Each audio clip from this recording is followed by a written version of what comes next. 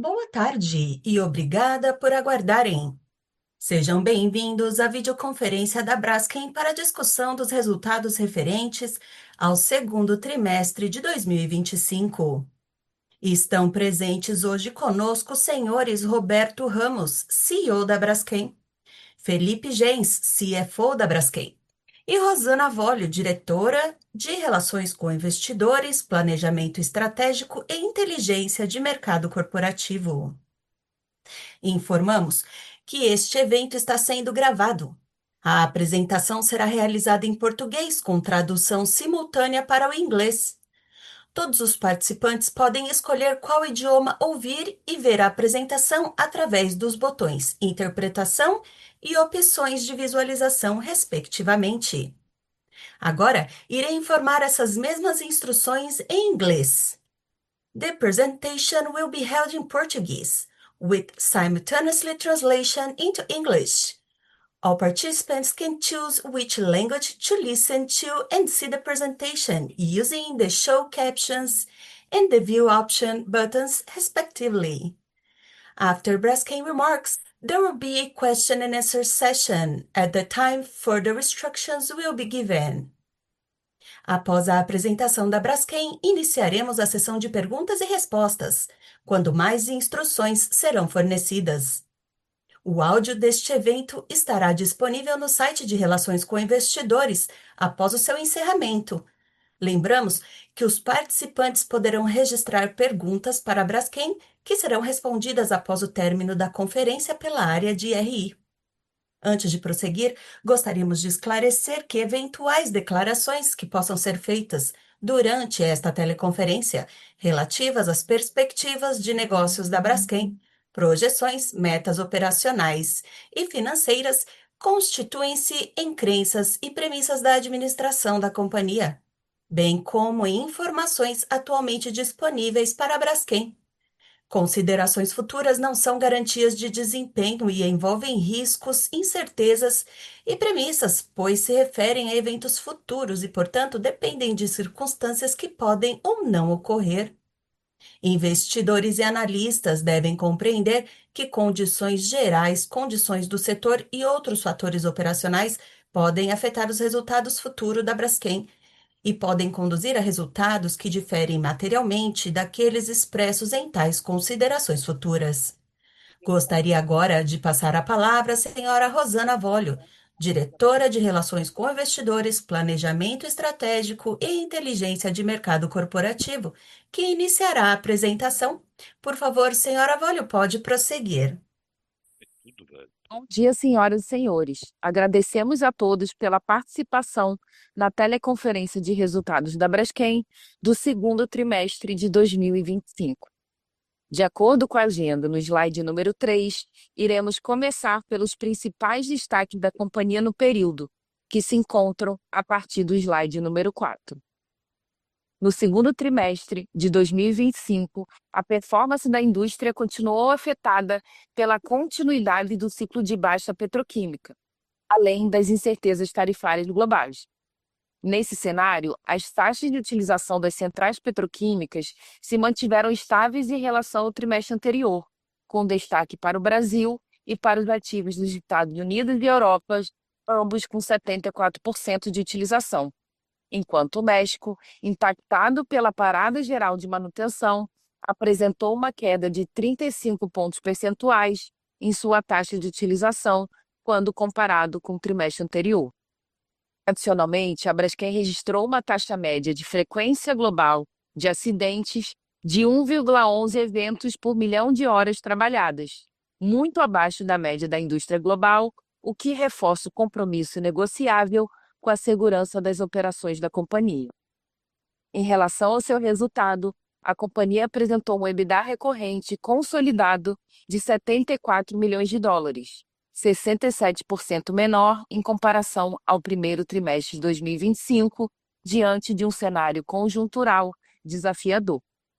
Adicionalmente, apesar do menor consumo de capital de giro, quando comparado ao trimestre anterior, a companhia apresentou um consumo operacional de caixa de 31 milhões de dólares, superior em 129 milhões de dólares em relação ao trimestre anterior. Quanto ao seu perfil de endividamento, a companhia terminou o trimestre com um prazo médio da dívida em cerca de 9 anos e com mais de 68% dos vencimentos a partir de 2030. A posição de caixa da Braskem ao final do segundo trimestre foi de aproximadamente 1,7 bilhão de dólares, suficiente para cobrir os vencimentos de dívida nos próximos 30 meses, sem considerar a linha de crédito rotativa internacional disponível no valor integrado de 1 bilhão de dólares e com vencimento em dezembro de 2026. A liquidez total da companhia, incluindo essa linha, finalizou em cerca de 2,8 bilhões de dólares no trimestre. Passando para o próximo slide. O desempenho de cada segmento da companhia será apresentado a seguir, iniciando pelo Brasil no slide número 6. As centrais petroquímicas do segmento Brasil apresentaram taxa média de utilização em linha ao primeiro trimestre de 2025, com destaque para a Central Base Gás do Rio de Janeiro, que operou a 95%. Em relação às vendas, o volume de resinas vendido no mercado brasileiro e mercado internacional foram maiores frente ao trimestre anterior, impactados pela antecipação de compras na cadeia de transformação, em função dos menores preços no mercado internacional no trimestre, devido às incertezas tarifárias e da expectativa do mercado de aumento dos preços ao longo do segundo semestre de 2025.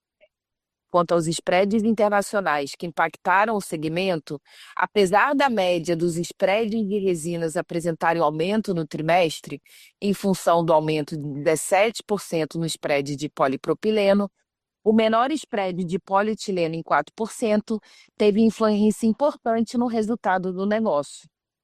O EBITDA recorrente do segmento foi de 152 milhões de dólares, 24% menor em relação ao trimestre anterior, impactado principalmente pelo efeito estoque de matérias-primas adquiridas em períodos anteriores e pela valorização do real médio frente ao dólar médio no período, e pelo aumento em custos fixos e outras despesas decorrentes das reclassificações de despesas que estavam alocadas na unidade corporativa para o negócio, em função de alterações na estrutura organizacional da companhia.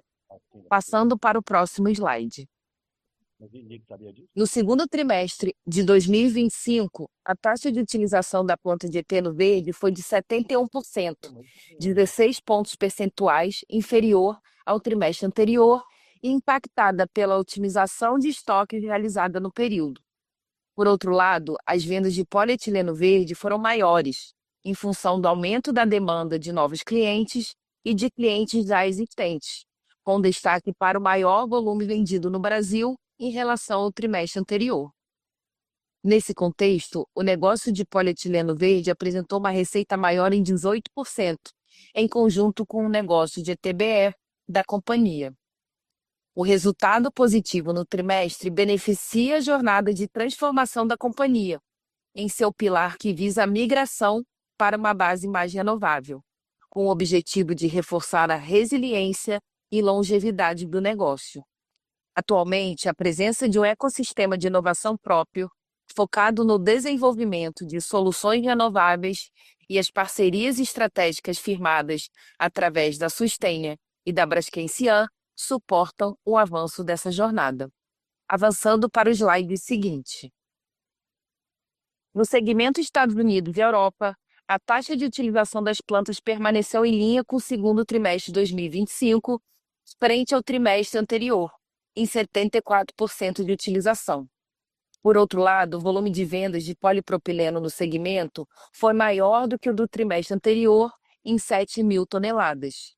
Apesar do maior volume de vendas, o EBITDA recorrente do segmento foi negativo em 8 milhões de dólares, impactado principalmente pelo efeito estoque, em função do custo médio dos produtos vendidos, referente a matérias-primas adquiridas em períodos anteriores, o que compensou parcialmente a melhora dos spreads do segmento, e pelo maior DVGA, explicado pelas reclassificações das despesas da unidade corporativa para o negócio, em função de alterações na estrutura organizacional da companhia. Passando para o próximo slide, onde falaremos a respeito do segmento México. No mês de junho, iniciou a primeira parada geral de manutenção da planta da Braskem Idesa, que impactou significativamente a operação do segmento no período, que operou a uma taxa de utilização de 44% no segundo trimestre de 2025. O volume de vendas de polietileno no período também foi menor frente ao primeiro trimestre do ano, impactado pela menor disponibilidade de produto em função da parada programada, além do menor fornecimento de etano pela Pemex, impactando o processo de formação de estoque anterior à parada geral de manutenção. Nesse cenário, o EBITDA recorrente do segmento no período foi negativo em 9 milhões de dólares, impactado também pelo menor spread de polietileno base etano no período, em cerca de $95 por tonelada, pelos maiores gastos com armazenagem de polietileno e tancagem de etano em função da parada programada, parcialmente compensado pelo impacto positivo em outras receitas. Seguindo para o próximo slide. No segundo trimestre de 2025, o segmento México representou um desempenho impactado por uma combinação de fatores relevantes. A menor oferta de etano nacional nos últimos meses, abaixo do volume contratado da Pemex, tem representado um desafio adicional à operação, especialmente em um contexto de baixa do ciclo petroquímico global, onde os spreads internacionais possuem a expectativa de se manterem desafiados no curto e no médio prazo. Esses fatores têm exercido pressão adicional sobre os resultados da Braskem Idesa, que opera com uma estrutura de endividamento relevante, o que impõe restrições que demandam atenção contínua à preservação de caixa e à disciplina financeira do segmento. Passando para o slide seguinte. Passando para o próximo capítulo, discutirei o resultado consolidado da companhia, começando pelas atualizações referentes às frentes de trabalho em Alagoas. Até o final de junho de 2025, todas as frentes de trabalho em Maceió seguiram avançando de acordo com o planejado.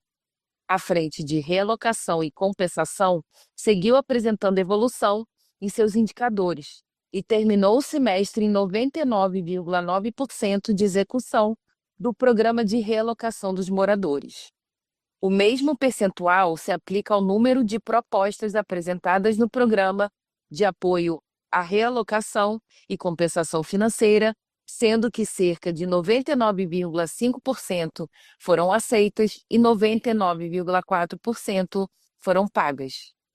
Em paralelo, a execução do fechamento e do monitoramento das cavidades de sal segue em implementação. Após a provisão de todas as ações, caso necessárias, que garantem que as 35 cavidades alcancem o estado livre de manutenção no longo prazo, destacamos nesse trimestre a aprovação pela ANM da confirmação de preenchimento da cavidade 18. Com isso, já são 6 cavidades naturalmente preenchidas. Em relação à provisão financeira, o total da provisão referente ao evento de Alagoas era cerca de 17,5 bilhões de reais, dos quais cerca de 13,1 bilhões de reais já foram desembolsados e aproximadamente 439 milhões de reais foram registrados em outras obrigações a pagar. Sendo assim, o saldo total provisionado ao final do segundo trimestre de 2025 era de 4,7 bilhões de reais, menor em 8% em relação ao saldo registrado ao final do primeiro trimestre de 2025. Passando para o próximo slide.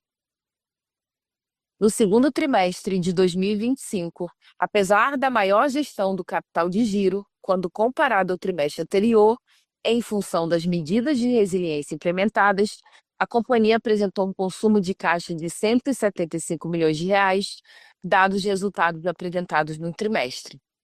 O menor consumo recorrente de caixa, quando comparado ao trimestre anterior, de cerca de 1 bilhão de reais, foi influenciado principalmente por menores pagamentos semestrais de juros dos títulos da dívida emitidos no mercado internacional pela companhia, que se concentram no primeiro e terceiro trimestres do ano.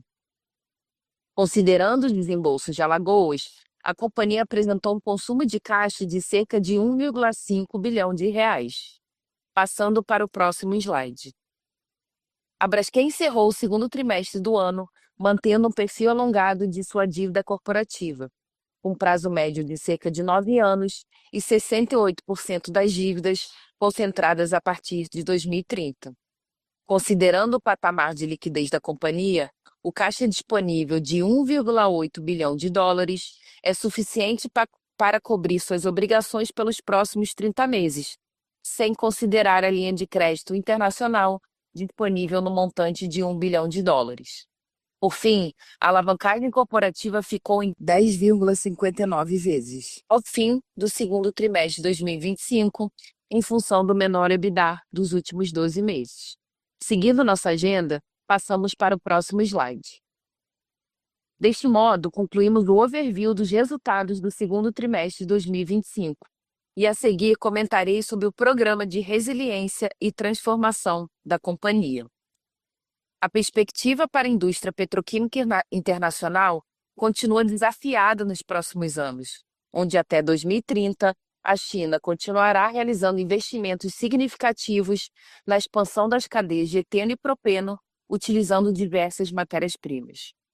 Isso representará um aumento expressivo na capacidade instalada, com mais de 40 novos crackers previstos, incrementando a capacidade de eteno em cerca de 100 milhões de toneladas e de propeno em torno de 70 milhões de toneladas, o que reforça a expectativa de sobreoferta e aumento da ociosidade no setor global. A taxa média de ociosidade de produção de eteno, sem considerar uma racionalização da indústria, já mostra tendência de alta, e os dados projetam um gap crescente entre oferta e demanda até o final da década, o que pressionará as margens para toda a indústria. Passando para o próximo slide. Em um cenário químico e petroquímico desafiador, é importante destacar a importância da indústria química para o Brasil. A indústria química nacional abriga a quarta maior indústria química do mundo, responsável por 11% do PIB industrial e ocupando a terceira posição entre os maiores setores industriais do país. A cadeia gera 2 milhões de empregos diretos e indiretos e está presente em praticamente todos os segmentos da economia, de fertilizantes a farmacêuticos, de higiene pessoal a defensivos agrícolas. Além disso, tem um diferencial competitivo importante. A produção de insumos químicos no Brasil é hoje a mais limpa do mundo, com emissões de carbono até 51% menores que as das principais indústrias internacionais. No entanto, apesar da relevância e do potencial, a indústria química brasileira enfrenta desafios estruturais importantes. Hoje, a indústria opera com o maior nível de ociosidade da história, reflexo da crescente pressão das importações e de uma estrutura de custos pouco competitiva. No caso da petroquímica brasileira, a produção baseada na nafta continuará apresentando um gap crescente de competitividade em relação ao etano, desafiando as margens para o produtor que utiliza a nafta como matéria-prima. Passando para o próximo slide. Diante desse contexto, a Braskem permanece comprometida com a execução das iniciativas previstas em seu programa de resiliência e de transformação, com foco em superar os desafios estruturais da indústria petroquímica global e do setor químico nacional.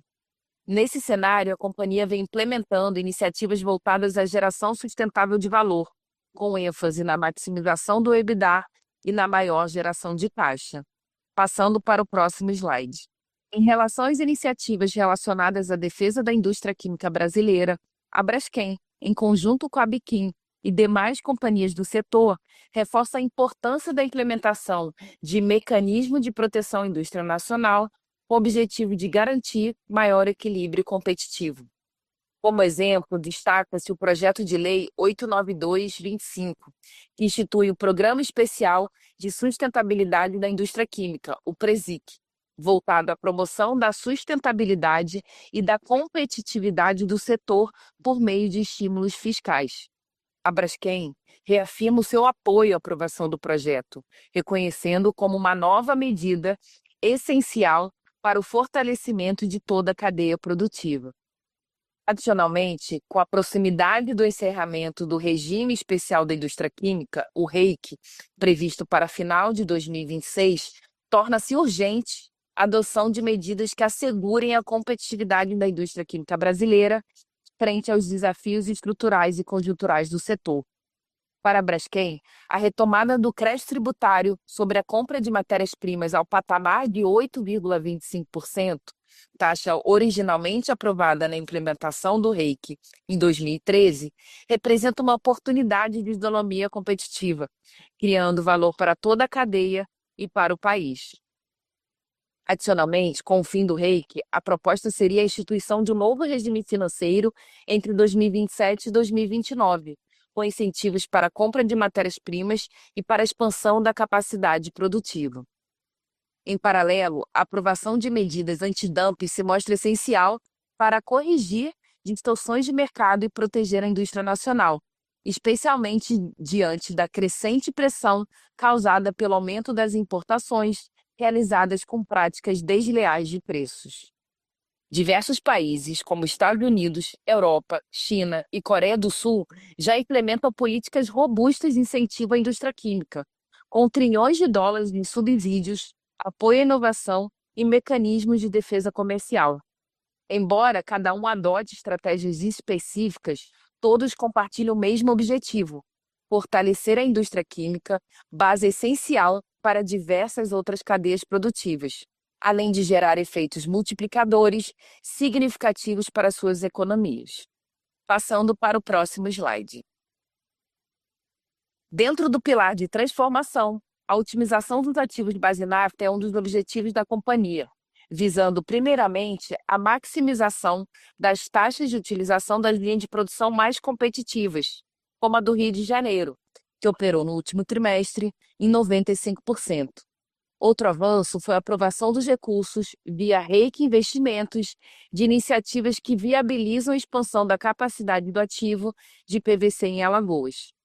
Enquanto isso, a companhia também avalia a hibernação das linhas de produção menos competitivas globalmente, que considera critérios como idade das plantas, tecnologia empregada, custos de produção, escala e sinergias operacionais, visando uma maior eficiência e maior rentabilidade. Passando para o slide seguinte. Em relação a essa frente de atuação, buscaremos viabilizar a expansão dos nossos ativos de base de gás, com foco na maior competitividade e resiliência do negócio, ao ampliar o uso de uma matéria-prima mais competitiva. Isso inclui projetos de expansão de capacidade de base de gás, a ampliação da flexibilidade das centrais petroquímicas no Brasil e iniciativas que asseguram a estabilidade operacional de nossas centrais, como a recente ampliação da frota própria dedicada ao transporte de etano entre Estados Unidos, Brasil e México. Como exemplo de iniciativa para a expansão dos ativos de base gás está o Transforma Rio, projeto de aumento de capacidade do Complexo Petroquímico do Rio de Janeiro em até 230 mil toneladas, com expansão equivalente de polietileno. Até o momento, estão aprovados 233 milhões de reais para a contratação de estudos de engenharia conceitual e básica. A decisão final do investimento do projeto está condicionada à assinatura do contrato de fornecimento de etano de longo prazo e à utilização dos recursos no âmbito do REIQ Investimentos. Além de promover uma maior competitividade para a companhia, o projeto tem potencial para destravar importantes benefícios socioeconômicos para a região, como de aumento da receita e da arrecadação nacional, além da necessidade de cerca de 7.500 postos de trabalho durante a sua execução. Seguindo para o slide final. Para concluir, gostaria de reforçar as nossas prioridades que direcionam a nossa atuação em 2025. Seguiremos avançando na transformação dos nossos ativos, com foco em competitividade, eficiência e sustentabilidade. Essa jornada é essencial para garantir a resiliência do nosso negócio frente ao desafio do setor. Ao mesmo tempo, implementando iniciativas de contingência para o ciclo petroquímico, com atenção especial à preservação financeira e à gestão do fluxo de caixa, assegurando solidez e responsabilidade em nossas decisões. Também continuaremos nossa atuação na agenda de competitividade da indústria química brasileira, buscando medidas que promovam isonomia competitiva e fortaleçam o setor como um todo. E, por fim, manteremos o compromisso com os acordos celebrados em Maceió, cumprindo cada etapa com transparência e responsabilidade. Tudo isso sem abrir mão da atuação segura em nossas operações. Segurança é e continuará sendo um valor inegociável em nossa estratégia, guiando cada ação e decisão da Braskem. Desse modo, concluímos a apresentação dos resultados do segundo trimestre de 2025 da Braskem. Muito obrigada pela atenção de todas e de todos. Iniciaremos em breve a sessão de perguntas e respostas. Senhoras e senhores, iniciaremos agora a sessão de perguntas e respostas. Para fazer uma pergunta, por favor, clique no botão levantar a mão ou envie pela janela de Q&A. Para retirar a pergunta da fila, por favor, clique no botão abaixar a mão ou sinalize na janela de Q&A. E nossa primeira pergunta vem de Gabriel Barra, Citi. Por favor, Gabriel, pode prosseguir. Olá, pessoal. Obrigado por pegar minhas perguntas aqui. Eu tenho duas. Acho que a gente falou muito aqui sobre até medidas aqui para melhorar o resultado da companhia e como tornar a indústria um pouco mais resiliente. Mas quando a gente olha até para o mico e para o spread também, como vocês falaram, a gente tem visto uma demora maior aqui na recuperação, né, dos spreads que a gente esperava que pudesse acontecer até no passado, acabou está demorando mais do que a gente imaginava. E a alavancagem da companhia bateu um pico ali de quase 10 vezes esse trimestre, né? Acho que tem um fator aqui sazonal do trimestre, questão de custo, etc., mas é uma alavancagem bem alta aqui no nosso ponto de vista. Eu acho que realmente traz um pouco mais de preocupação sobre a alavancagem, sobre gestão do balanço da companhia. E até pegando um gancho aqui da entrevista há pouco que o manager da companhia deu, falando sobre venda de ativo, falando um pouco, trazer um parceiro ali para o negócio de Palestino Verde. Eu queria ouvir um pouco aqui, principalmente se o Roberto, o Felipe, se vocês pudessem falar um pouco sobre como talvez trazer, nesse contexto de spread mais difícil, né, mais comprimido, a alavancagem da companhia para níveis mais saudáveis. Né? Eu acho que passa um pouco até por essa revisão de portfólio. Vocês falaram muito sobre o green, mas se pudesse falar também sobre outros ativos que pudessem vir a ser discutidos ou até racionalização de capacidade de uma forma mais ampla, como a gente deveria ver esse caminho aqui para a alavancagem da companhia nos próximos anos. Segundo ponto, é que eu acho quase inevitável, né, a gente discutir mais sobre controle da companhia. Eu sei que é um pouco complicado do lado de vocês de comentar, mas também foi comentado, pegando de novo um gancho aqui na coletiva de imprensa que vocês fizeram há pouco, sobre a questão do Tanuri, Petrobras. Se vocês pudessem fazer um update aqui para a gente, falar um pouco como que estão as conversas. Acho que já tem tido essas conversas com o Tanuri, se até falaram, estão mostrando os planos de investimento, olhando, etc. Acho que vocês fizeram isso também com outros players que chegaram a olhar a tese. Se pudesse falar um pouco em que momento vocês estão nessa discussão, quão próximo está a discussão e etc. Se pudesse dar um update mais geral sobre isso, ajudaria a gente aqui a entender até um pouco sobre o futuro da companhia, dado todo esse contexto aqui de desinvestimento da Novo Honor que tem acontecido nos últimos anos. São esses dois pontos, pessoal. Obrigado.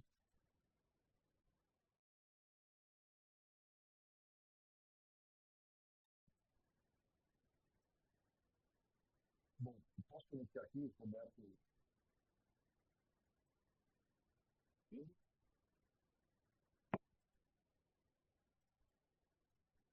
Estão me ouvindo? Obrigado. Obrigado, Gabriel. Bom dia, boa tarde, mais uma vez.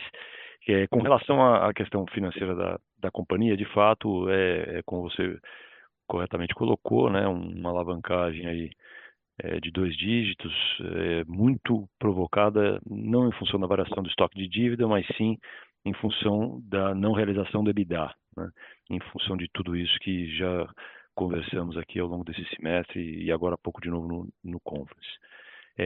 Existe uma série de medidas, que também já foi dito, né, para que a gente possa trazer esses índices a níveis mais ou menos elevados do que esse, e que passam, obviamente, muito da nossa estratégia pelo crescimento do nosso EBITDA através das inúmeras medidas e do plano de transformação chamado o Switch to Gas e o Fly Up to Green, né, que aumentam a competitividade, a produtividade e, consequentemente, EBITDA e geração de caixa para a companhia, né, para que você possa efetivamente ter um nível mais confortável em relação a essa alavancagem.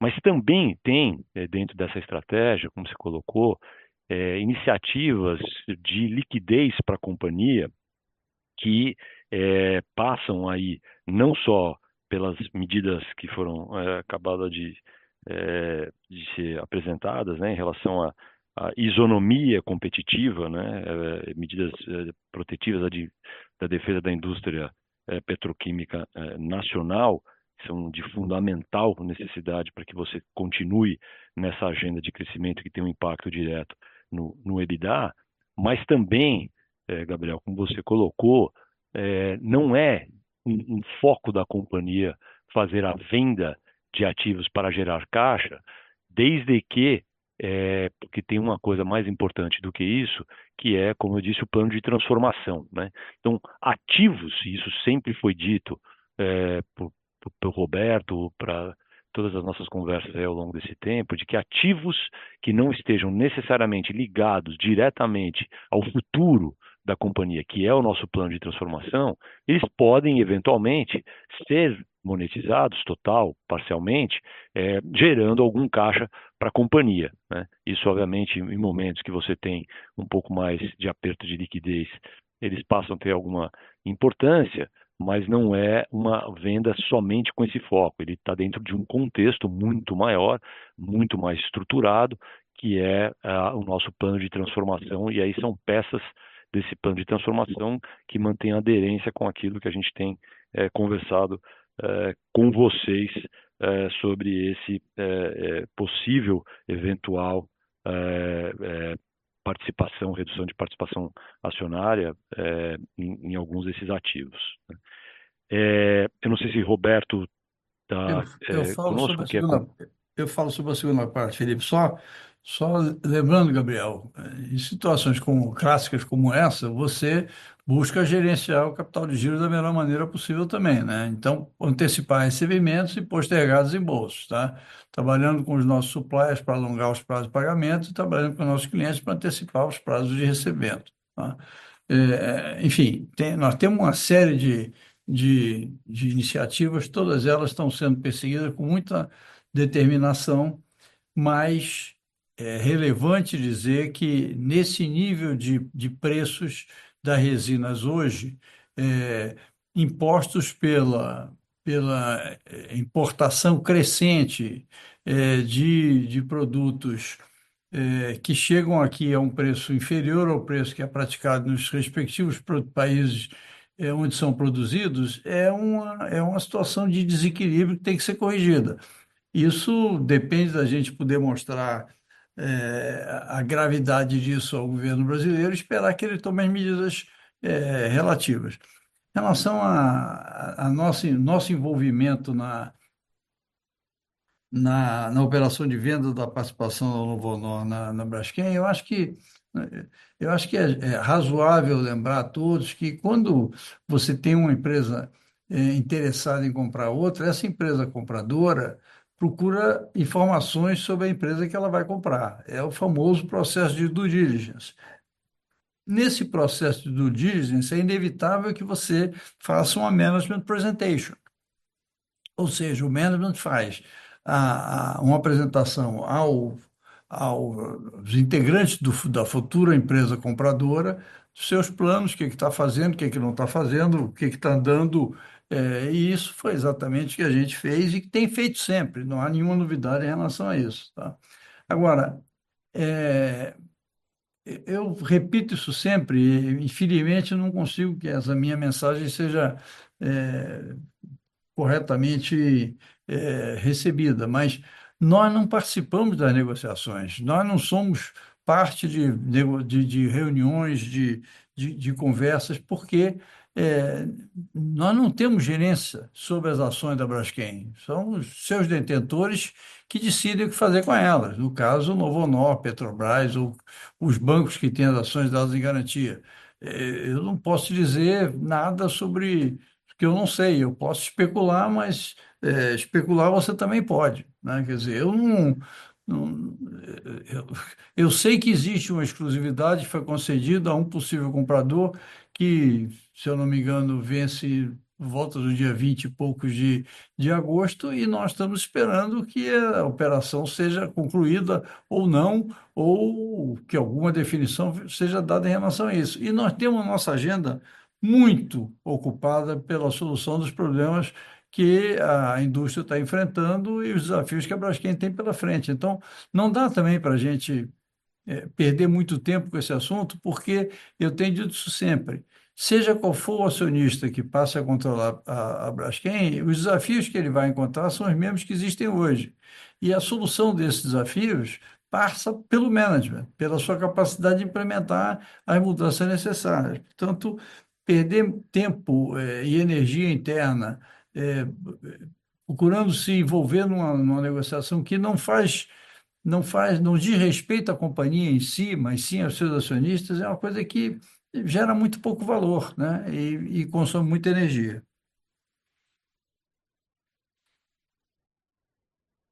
Ótimo, Roberto, Felipe, obrigado. Nossa próxima pergunta vem de Tasso Vasconcelos, UBS. Por favor, Tasso, pode prosseguir. Oi, pessoal, boa tarde. Obrigado por pegar minhas perguntas aqui.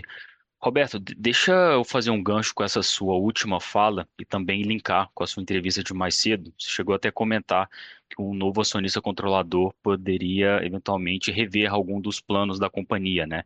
É, onde você entende que tem mais espaço para essas mudanças? É eventualmente algum tipo de diversificação geográfica, é em alguma parte no business model da companhia, no mix de produto, enfim, não sei exatamente onde que seriam essas mudanças onde você entende que tem espaço para mudanças mais drásticas, né?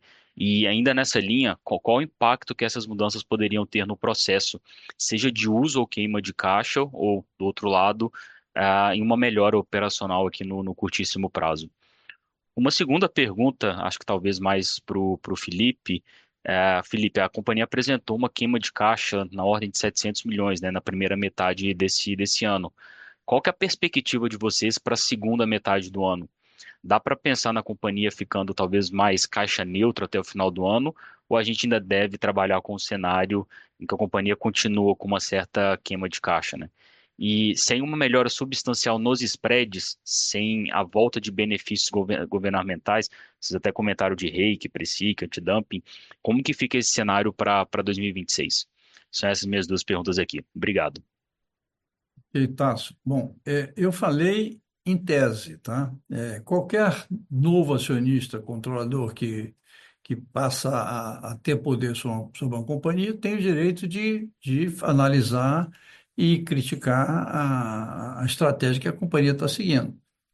Eu estou convencido de que a nossa estratégia é a melhor estratégia aplicável à nossa realidade, porque ela se concentra em neutralizar as nossas fraquezas e maximizar as nossas forças. Então, minimizar ou neutralizar as nossas fraquezas significa deixar de consumir a nafta como matéria-prima no que a gente puder fazer, certo? E passar a consumir uma matéria-prima mais rentável. E do ponto de vista de realçar, eu tô com um SWOT análise na minha cabeça, tá? Você tem que minimizar suas fraquezas e suas ameaças e maximizar suas oportunidades e as suas forças. Então, do lado da maximização das oportunidades das forças, é a nossa migração para o verde.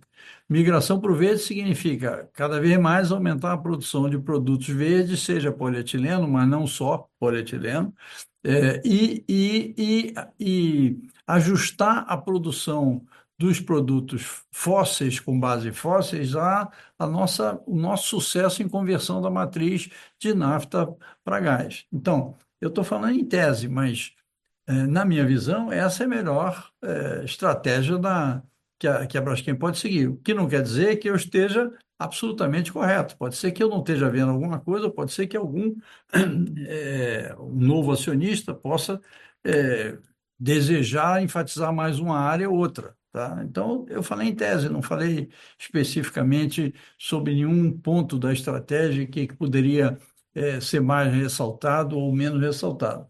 As reações que a gente tem tido da comunidade financeira, investidores, bancos, analistas e tal, é que a nossa estratégia, nas circunstâncias que está a indústria, por falar nisso, a indústria consome caixa continuamente há 2 anos. Não é só a Braskem.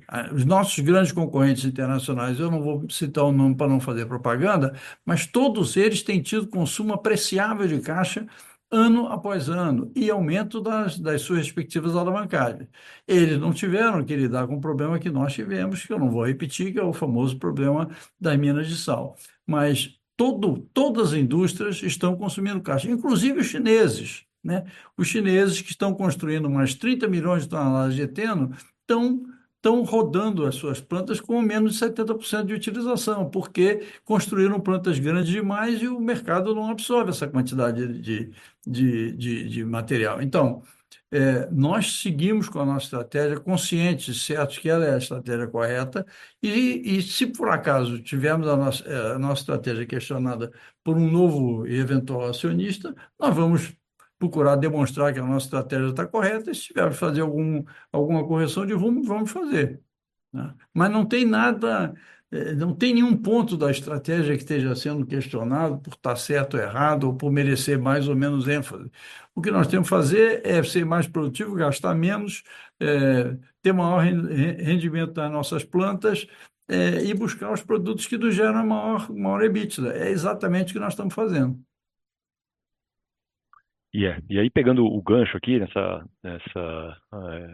comentário de Roberto, que é exatamente a resposta, Cássio, da sua segunda pergunta, é, sim, ainda devemos ter algum consumo de caixa ao longo desse segundo semestre, eventualmente menor do que foi o consumo de caixa no primeiro semestre, muito calcado em todas essas medidas que a gente tem conversado, falado, anunciado, debatido em relação à melhora de produtividade de plantas que temos aqui no Brasil, em melhora de iniciativas para melhorar a competitividade de matéria-prima e de energia dessas plantas, né? E além de fazer, como já foi dito aqui também, outras eventuais medidas, sejam elas da criação, né, do nosso negócio chamado a Green, para poder trazer e permitir que ela tenha os recursos necessários para fazer a sua expansão necessária, que todas elas passarão a gerar caixa uma vez implementadas, não até o final desse ano, com certeza, mas sim nesse curto barra médio prazo, para que a gente possa, na linha da desalavancagem, melhorar o nosso EBITDA e reduzir o nosso consumo de caixa de prazo mais imediato, né? Então, esse é um foco grande que a gente está tendo através dessas medidas, sejam elas de geração de valor através de VPL, valor econômico, seja ela de liquidez através de operações financeiras que permitam a companhia reduzir esse consumo de caixa ao longo desse ano de 2025, porque também, como já foi dito, tanto a previsão de spreads quanto de volume ao longo desse segundo semestre não tendem a ser muito diferente do que a gente observou no primeiro semestre. E, naturalmente, é uma consequência do que a gente consegue gerar de caixa operacional dentro da companhia, e aí sim melhorado por essas outras todas iniciativas recém-mencionadas. Beleza, tá claro. Obrigado. Nossa próxima pergunta vem de Vicente Falanga, Bradesco BBI. Por favor, Vicente, pode prosseguir. Obrigado, Roberto, Felipe e Rosana, pelo call. Eu tinha duas também aqui. Queria entender qual a mensagem que a companhia tem passado aí para os bondholders aí, os preços dos bonds aí claramente estão precificando algum tipo de haircut na dívida, né? Estão tradando abaixo aí de 70 o valor de face. Queria entender o que vocês têm falado para esse pessoal aí. Acho que tem muito bond vencendo, só que mais em 2028, né? A minha segunda pergunta, eu queria entender se vocês enxergam hoje os ativos que a Braskem comprou no US lá atrás, da Sunoco e da Dow, como estratégicos. Eu entendo que a companhia lá em 2010, 2012 queria muito aumentar a participação nos Estados Unidos, tinha até um projeto do Kraken lá na Filadélfia, mas por diversos motivos essa expansão acabou não acontecendo. Então, eu queria entender o quão estratégico são esses ativos aí dentro do portfólio de forças aí de vocês. Obrigado. Bom, em relação às nossas plantas nos Estados Unidos, elas são parte integral da nossa estratégia. A manutenção das plantas nos Estados Unidos é de uma importância fundamental para a gente, porque lá estão dois dos nossos três principais laboratórios. O laboratório de Pittsburgh, que é direcionado para tecnologia, produtos e catalisadores para as plantas de polipropileno principalmente, mas também de polietileno, e o laboratório de Lexington, que está dedicado à nossa linha de produtos verdes. Nessa linha, um dos projetos que a gente tem é um projeto de produção de polipropileno verde nos Estados Unidos, a partir de etanol de milho, e, portanto, termos as plantas lá são fundamentais para poder processar o propileno, o propeno verde que a gente viria a gerar. Então, não temos nenhuma intenção de nos desfazer dos, eh, das plantas de polipropileno nos Estados Unidos e eu particularmente, não sou muito fã de pensar em vender ativo para amortizar a dívida. Em relação aos bônus que você falou, a Braskem tem um plano de transformação e de conversão para o gás e para o green que envolve investimentos de grande montante, né? O nosso projeto no Rio, por exemplo, requer investimento de US$ 700 milhões. Para financiar um projeto como esse, você financia com bank financing durante a fase de construção, mas quando você termina a construção, você tem que migrar necessariamente para o financiamento de longo prazo para fazer o casamento de ativos e passivos com a mesma duração. Você não financia ativo de curto prazo ativo de longo prazo com dinheiro de curto prazo e vice-versa. Portanto, qualquer projeto nosso, ele passa por uma fase onde a gente usa recursos da tesouraria ou bank financing para financiar até a construção. Quando você fez o de-risking do projeto, você migra para o mercado de capitais. Para migrar para o mercado de capitais, eu tenho que ter acesso ao mercado de capitais. Qualquer operação que fosse feita em cima da dívida da Braskem, isso imaginando que o diagnóstico seria que a Braskem precisaria de reperfilar a sua dívida, iria nos impedir de ter acesso a esse mercado de capitais. Portanto, nós não íamos poder fazer o nosso plano de transformação e não íamos poder fazer os investimentos que a gente precisa. Portanto, do ponto de vista de técnica financeira, não faz nenhum sentido você discutir reperfilar a dívida da Braskem, tá? Além do mais, isso para mim é um diagnóstico equivocado. O problema da Braskem não é o montante da sua dívida, e sim a dimensão do seu EBITDA atual. Ele se resolve aumentando o EBITDA, e a gente vai aumentar o EBITDA com todas as medidas de resiliência que a gente está fazendo e mais as medidas de proteção tarifária e comercial que a gente pretende obter. Isso pode levar ou vai levar o EBITDA da Braskem aos níveis que nós tínhamos há 5 anos atrás, 6 anos atrás, e, portanto, a relação dívida-EBITDA vai deixar de ser relevante. Nós não temos vencimento no curto prazo, o nosso primeiro vencimento é 2028. Em 2028, a Braskem vai estar num nível de EBITDA muito maior do que a gente tem hoje. Portanto, para mim, essa é uma visão muito superficial da Braskem e é você vir com um remédio para um diagnóstico errado, tá? O diagnóstico correto, para quem conhece finanças, não é esse.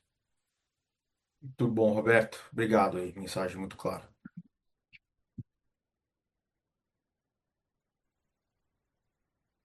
Nossa próxima pergunta vem de Bruno Montanari, Morgan Stanley. Por favor, Bruno, pode prosseguir.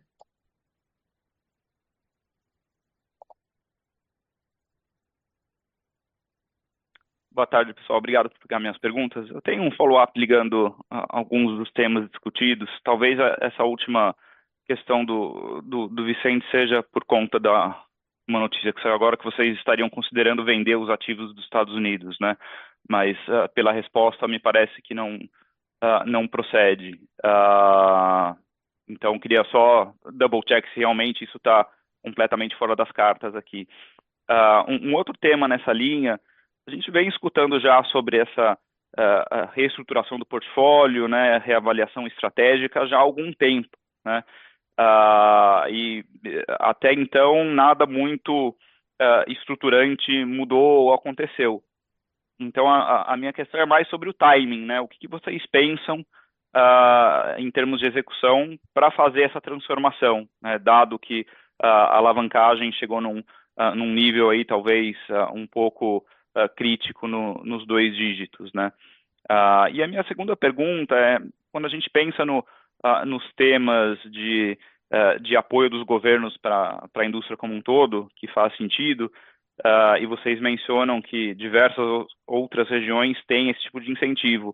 Entretanto, o resultado de vocês nessas regiões onde os incentivos existem foram piores que no Brasil, né?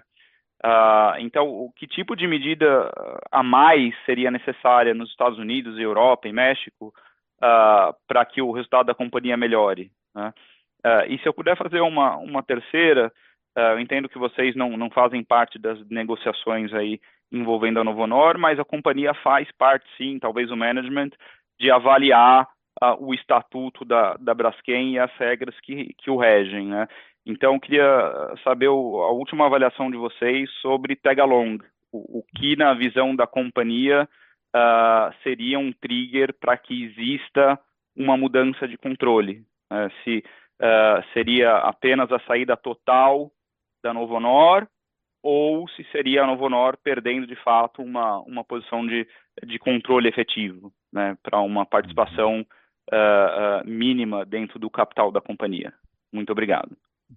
Deixa eu iniciar aqui, Roberto, com relação a essa questão dos ativos, né, até para a gente manter coerência com o que a gente está fazendo e falando e conversando com vocês, né?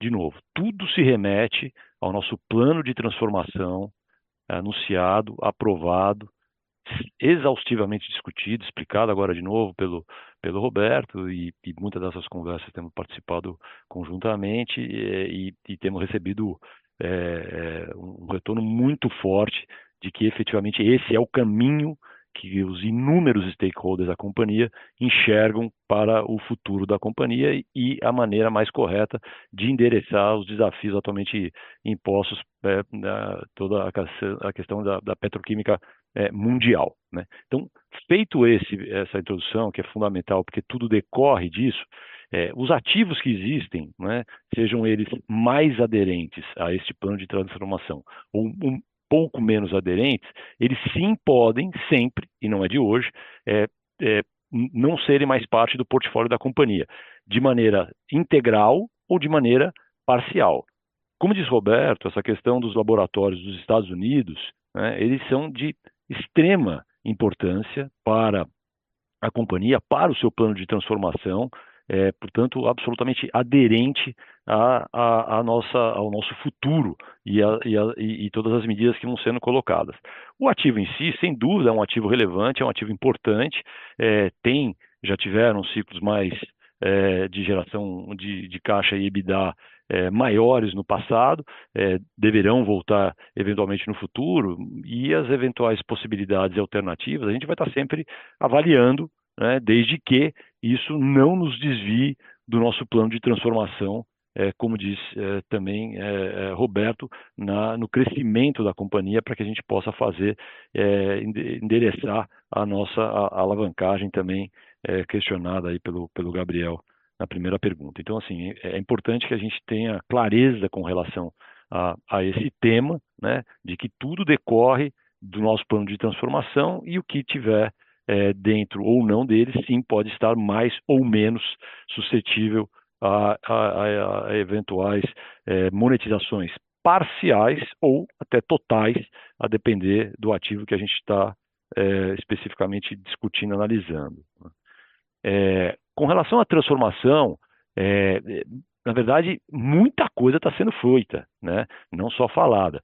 Não vamos aqui entrar em todos os detalhes, mas o projeto do Rio de Janeiro, né, chamado Transforma Rio, é um dos maiores investimentos que estão sendo anunciados aí na indústria petroquímica brasileira, de extrema relevância e é uma das peças fundamentais desse plano de transformação, está em franco andamento, já aprovada a sua primeira etapa pelo Conselho de Administração, aquele montante anunciado lá de 233 milhões de reais, para um investimento total de 4,2 bilhões. Existe uma equipe com dezenas, várias dezenas de pessoas envolvidas juntamente com a Petrobras, trabalhando somente nesse tópico para que isso seja implementado. Os gastos já estão acontecendo, está sendo utilizado, inclusive, recursos todos os meses do REIQ. Então, assim, é um projeto que está em franco andamento.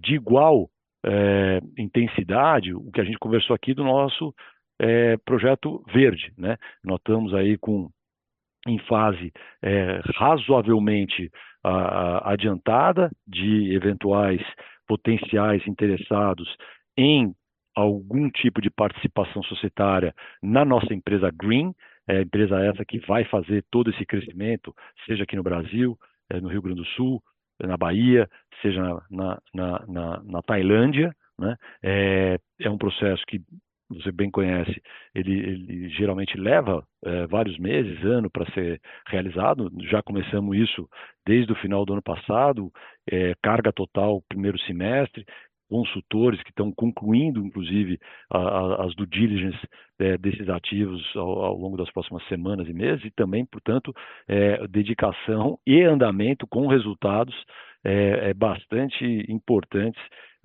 nesse sentido. Temos também o tema de Alagoas, que já mencionado aqui também, conversado, uma agenda exaustivamente discutida, detalhada, trabalhada com os diversos stakeholders governamentais, entidades, associações de classe, mostrando a importância de melhorar a produtividade da nossa planta de PVC e com isso, fazendo otimizações na matéria-prima que fornece, né, o material necessário para o desenvolvimento dessa planta. Anunciamos também 88 milhões de reais de investimentos nessa planta para melhorar a sua produtividade. São dois grandes projetos, né, que foram aprovados, tanto de nova tecnologia quanto a produção do PVC em si, em 15 mil toneladas, e a tecnologia mais 20, então são 35 mil toneladas entrando no PVC, e com isso tornando o conjunto dessas plantas, né, que estavam sofrendo aí até pela sua questão de tecnologia, idade de algumas dos componentes, principalmente na parte de fornecimento da matéria-prima, e que agora tornam essa planta, e isso muito agora, recente, mudando completamente o seu perfil do que era até o que aconteceu durante o primeiro semestre, né? Então, isso já, eu diria até concluído, né? Essa medida dentro do nosso plano de transformação. E por último, antes de passar a palavra aqui para o Roberto complementar, essa questão levantada aí sobre se existe ou não existe um tag-along, é uma questão muito jurídica, né?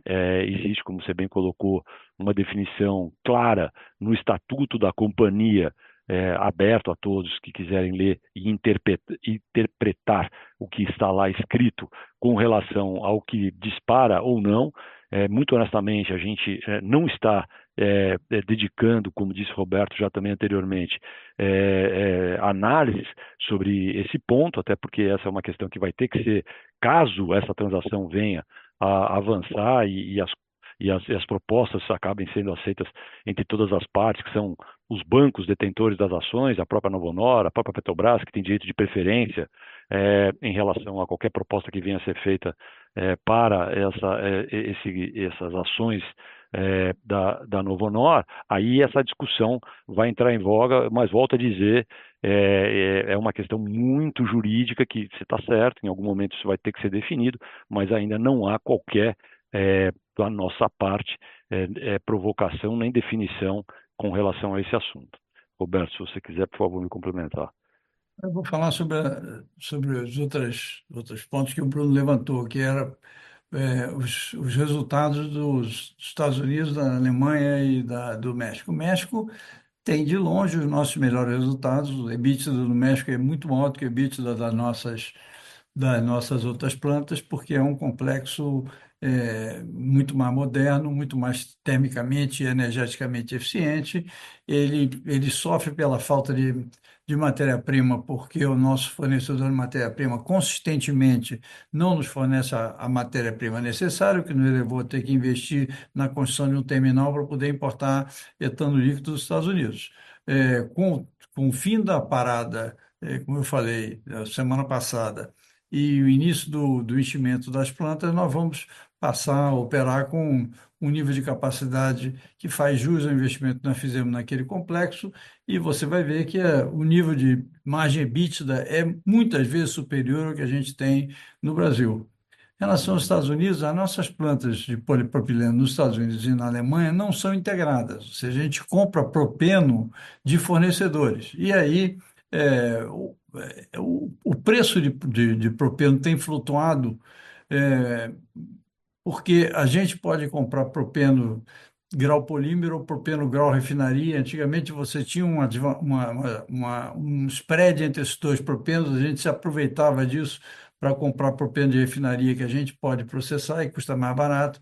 E essa arbitragem reduziu-se um pouco, mas o resultado que nós tivemos nos Estados Unidos no primeiro semestre é atípico. Essas plantas dos Estados Unidos já deram US$ 1 bilhão de fluxo de caixa anualmente. Então, eu vejo essa notícia desse jornalista que é extremamente bem informado sobre tudo que tem a ver com a Braskem, não sei exatamente a partir de que fonte, US$ 1 bilhão pelas plantas de polipropileno dos Estados Unidos, a gente já tinha todo ano. Tá? Então, quer dizer, estamos falando de outro nível de valor.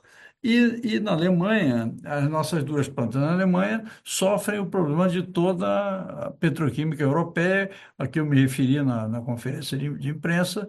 O custo da energia na Alemanha triplicou depois do fim do consumo do gás russo e substituição pelo gás com efeito americano. Você trocou o gás que chegava lá a US$ 4, US$ 5 por milhão de BTU por gás que chega a US$ 15 por milhão de BTU.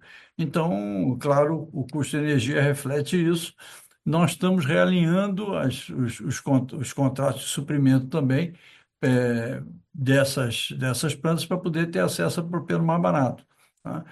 Mas tem uma crise da área petroquímica e de refino da Europa como um todo, da Alemanha em particular, que está acontecendo. As bolas estão se mexendo na mesa de sinuca, a gente tem que esperar um pouco que a coisa baixe para poder recuperar o nível de rentabilidade que nós tivemos lá no passado. Perfeito, obrigado pelos detalhes.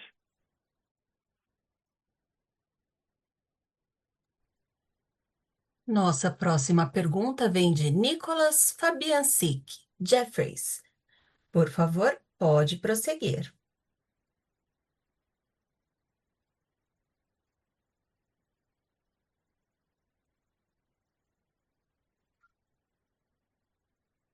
Nossa próxima pergunta vem de Leonardo Marcondes, Bank of America.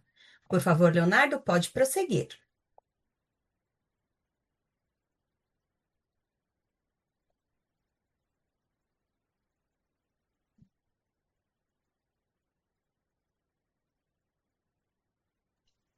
Alô, vocês me escutam? Opa. Boa tarde, pessoal. Roberto, Felipe, Rô. Obrigado por pegarem minhas perguntas. Eu tenho duas também aqui do meu lado. Minha primeira, eu queria saber como vocês estão enxergando as dinâmicas de fechamento de capacidade aí no curto, médio prazo, vai, se puder falar talvez de 25 e 26, né? E aí, dentro desse contexto também, queria saber se vocês têm alguma expectativa em relação a esse tema de anti-involution que tem surgido na China, né? E como isso poderia afetar o fechamento de capacidade, pelo menos no curto prazo. Minha segunda pergunta é sobre essas alavancas de valor que poderiam ajudar a indústria petroquímica no Brasil, né? Queria saber um pouco de vocês, então, o que vocês estão vendo em relação ao timing dessas medidas, né? Se vocês acham que o antidumping pode ser discutido aí na próxima reunião do GSEX ou não, em relação à PL 892, que até recentemente entrou em requerimento de urgência, né? O que dá para esperar também em relação a timing aí, ou o que vocês estão enxergando em relação ao timing dessas medidas? Obrigado. Felipe, deixa eu responder a primeira parte da pergunta. Você e a Rô respondem as outras, e felizmente, essa vai ser a última pergunta que eu vou poder responder, porque eu tenho um compromisso de almoço que eu já estou atrasado. Mas, enfim, é, Leonardo, o que a gente tem muito claro na Braskem é o seguinte: todas as nossas unidades produtoras, são 30 plantas, perdão, 40 plantas espalhadas pelo mundo inteiro, todas elas têm que gerar fluxo de caixa positivo, tá? Quem não gerar fluxo de caixa positivo vai ser submetido a algum tipo de ação. A ação pode ser a troca da matéria-prima, tá? A conversão da matéria-prima, por exemplo, de nafta para gás, ou de um blend entre nafta e gás, ou de outro tipo diferente de matéria-prima, quer dizer, outro tipo de gás que não etano, como é o caso da planta 2 do Rio Grande do Sul, que a gente pretende rodar com propano. Quem não se ajustar a todas as interferências que a gente pode fazer para melhorar a sua produtividade, não tem razão de existência, tá? E nós vamos hibernar ou fechar plantas que não gerem EBITDA negativo depois de todas as medidas de correção que a gente pode tentar fazer. Isso, claro, tem que ser feito de uma forma ordenada, é, fazendo uma menção à pergunta anterior, quer dizer, você não fecha uma planta da noite para o dia, tá? Você tem compromissos comerciais que você tem que satisfazer, você tem integrantes que você tem que realocar, você tem compromissos de, de, de licença de operação que você tem que respeitar também. Então, tudo isso para dizer que você pode até tomar uma decisão, você não implementa uma decisão dessa da noite para o dia. Nós estamos sempre analisando todos os nossos ativos e eu posso garantir a você isso. Aqueles que não puderem restituir a sua rentabilidade ou não voltarem a gerar caixa positiva, vão ter a sua atuação encerrada. Tá claro, mas eu acho que minha pergunta era um pouco mais sobre o que vocês estão vendo em relação à indústria, né? Porque a gente tem visto pouca capacidade de fechar. Eu acho que as plantas, não da Braskem, né, mas da indústria como um todo, globalmente falando, e se vocês têm visto alguma coisa diferente, ou se vocês têm alguma expectativa diferente em relação às consultorias mais mainstreams que o pessoal segue aí também. E aí, nesse sentido, se tem alguma expectativa em relação ao tema de anti-involution na China aí que pegou um pouco nessas últimas semanas, né? Bom, em relação à China, você deve ter visto que o governo chinês abriu um processo para definir quais são as plantas petroquímicas que vão ser retirada de operação. O modelo chinês é você criar uma cerca elétrica, como eles falam, define a necessidade de um determinado produto, no caso dos petroquímicos, polietileno, polipropileno, e deixa que os diversos atores, empresas privadas, empresas estatais, municipalidades, estados, etc., construam as suas plantas, dá subsídio creditício, fiscal, etc. Essas plantas são construídas, essa capacidade de produção entra todo ao mesmo tempo, e aí é um processo de destruição interna, tá? É uma é um capitalismo schumpeteriano aplicado à China, né? E aí, quando cessa o estrago, aí o governo chinês então decide quais são as plantas que vão fechar ou não. Eles fizeram isso quando fizeram a enorme expansão de capacidade de produção de PVC, nas vésperas das Olimpíadas de Pequim. Então, eh, esse processo está acontecendo mais devagar do que a gente imaginava. Uma das esperanças que a gente tinha para ter tido, para ter pensado em preços melhores esse ano, foi que a gente esperava que esse processo de fechamento de unidades, principalmente na Europa, se desse de forma mais acelerada. Não se deu porque os governos de cada um desses países ou dessas regiões buscam evitar que uma planta seja fechada. Então, começam a conceder subsídios aqui, subsídios ali, facilidades, etc., nesse processo consequentemente, alteram os sinais de preço, alteram a alocação ótima de capital e plantas que não deviam mais funcionar continuam funcionando, tá? Então, meu comentário é esse. Rô, você quer adicionar alguma Sim, coisa? Eu, de sim. novo, tenho que pedir desculpa a vocês, agradecer a presença de todos, mas eu deixo vocês nas mãos do Felipe e da Rosana. Tá? Obrigado. Obrigada, Roberto. Léo, vou só complementar aqui. Você tem razão, a gente tem acompanhado esse movimento. Se fala muito em capacidades mais antigas, né? Foi aberto um processo para que se possa identificar isso. Só que, por outro lado, também existe um direcionamento da China de suprir a sua demanda interna, né? Naquela política de ser menos dependente do restante do mundo. E aí, quando a gente olha as capacidades, né, que vão entrar nos próximos anos na China, a gente até trouxe um slide na apresentação de resultados, né, trazendo um pouco a nossa expectativa dessas novas capacidades. A gente continua vendo uma grande capacidade de polietileno, né, e de polipropileno. Talvez o fundamento do polipropileno, né, ele seja talvez até um pouco mais positivo nos próximos anos, quando comparado com o polietileno, porque esse movimento de autossuficiência da China em polipropileno ele também começou antes. Então a gente começa a observar, numa visão um pouco mais alongada, que a China tende a reduzir as suas novas capacidades de polipropileno a partir dos próximos anos. Enquanto polietileno, né, que ele está mais ou menos 70% de autossuficiência, a gente ainda acredita que vai se colocar muita capacidade. E aí você fez o comentário das consultorias, a gente tem relacionamento com as diversas consultorias específicas do setor, naturalmente. A gente também faz, né, o que seria o nosso modelo de potencial racionalização do mundo, muito mais como um exercício do que considerar no caso base, né? Porque até pelo comentário que o Roberto fez anteriormente, a gente assumir qual que é a decisão do outro de fechar ou não, tem a decisão econômica ali do cash cost, mas tem a decisão que a gente não consegue capturar considerando take or pay contracts que eles podem ter, contratos com clientes, então é mais difícil prever a decisão de outro. A gente tem sim acompanhado algum nível de racionalização e até de confirmação dos competidores globais, grandes competidores globais, mas você muito bem comentou, não na velocidade que a gente esperava. Se a gente compara, por exemplo, com a crise financeira, diferentes razões, né, mas de alguma forma impactando aí o balanço de oferta e demanda, a gente viu após, né, quando o ambiente estava melhor, né, do ponto de vista dos impactos da crise financeira, a gente viu que 7% da indústria química e petroquímica fechou. Então, essa decisão, né, por tudo que o Roberto comentou, ela demora um tempo. De novo, a gente está acompanhando a questão da China, a gente acompanha e tem o nosso modelo de racionalização, a gente define um perfil quem deveria estar fechando, que é quem tem uma tecnologia antiga, não integrada, importa matéria-prima.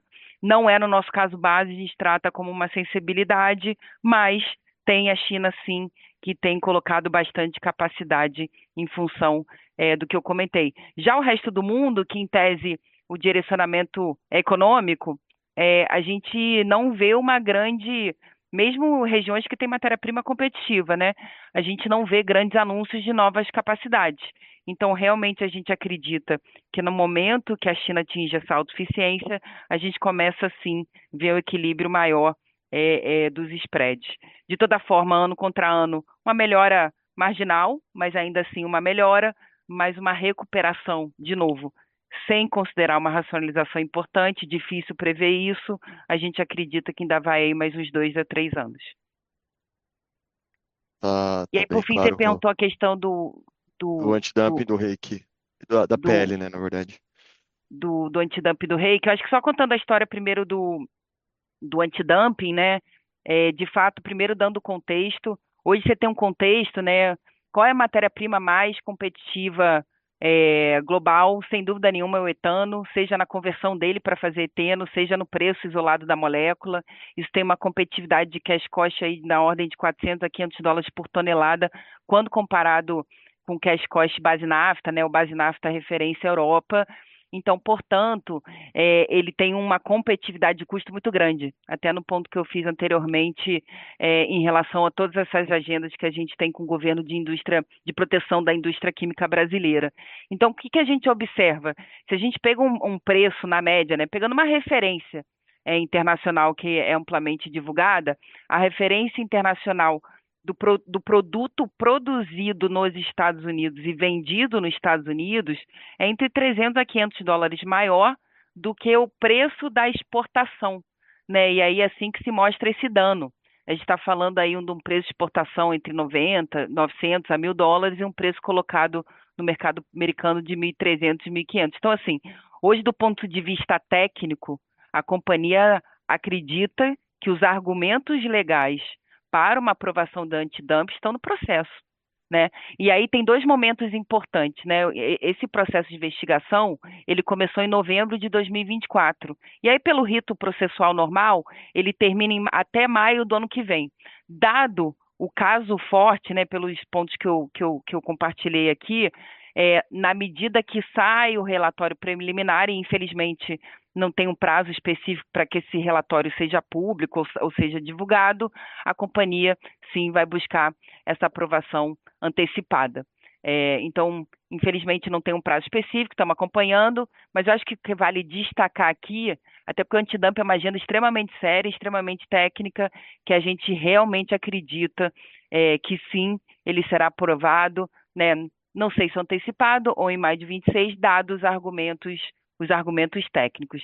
E a Ipresic, a gente está falando aqui do impacto da cadeia produtiva como um todo, então não envolve somente Braskem, mas envolve toda a indústria química, uma indústria hoje que tem sofrido bastante com as suas diversas competições, não só do americano, mas o produto final vindo da China, machucando, né, a rentabilidade também dos nossos clientes.